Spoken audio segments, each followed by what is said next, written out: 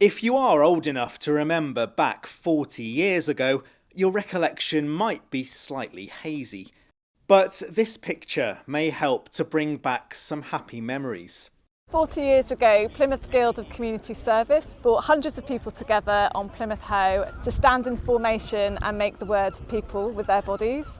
And 40 years later, we're recreating that event and that photograph to celebrate the significant role that volunteers play in Plymouth. Photographs like this are really important to mark moments in time and make those commemorative moments. Often things like volunteering might feel a bit fleeting and something that doesn't get marked in an official history. So we're really excited that this photograph will live on in different ways in different people's lives. Thankfully, the weather played ball, the crowds were in good voice, and even the dogs enjoyed a brief moment in the spotlight. There's so many volunteers and so many organisations that do such great work in Plymouth that goes unnoticed sometimes, but it's just great for it to be recognised today. The original photo was actually taken by Devon and Cornwall Police, but unfortunately not able to do that anymore. So we've now got a drone, so that's fantastic and makes life a lot easier. Plymouth Guild, local charity supporting people with disabilities, long-term health conditions, carers and veterans. We changed our name a few years ago, so we're now Improving Lives Plymouth, but we're still going strong 115 years later.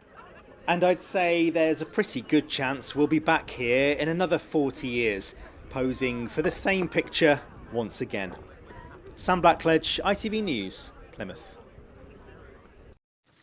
Now, an image taken 40 years ago to celebrate the work of volunteers in Plymouth has been recreated on the Hoe today.